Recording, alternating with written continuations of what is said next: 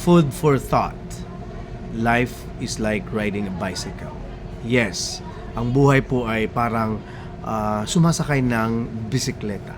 Why is it so? Kasi kapag ikaw ay nakasakay sa bisikleta ay tuloy-tuloy ang pagpadyak, tama po ba? So, along the way, okay, kapag ikaw ay hihinto, ma-out of balance ka ngayon. So, matutumba ka ngayon. So, paano ka maka-move forward? Okay? Kung hindi mo itutuloy yung pagpadyak. Okay? By the way, shout out to Sir Eda, yung aming TM2 trainer. So, kung kaya, whatever challenges na ating kinakaharap ng mga problema, tuloy lang, tuloy.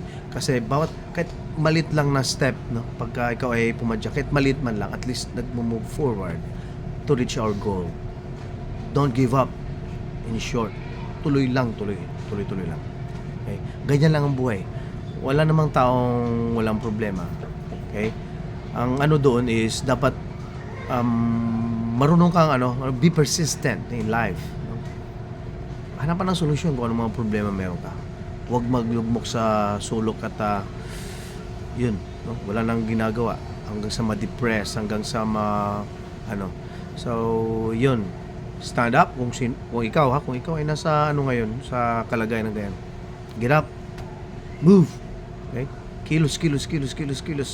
Be positive in your life para maabot ang iyong pangarap at para to move forward. Ika nga. Okay? So, yun, sana ay may natutunan din sa araw na ito. See you soon.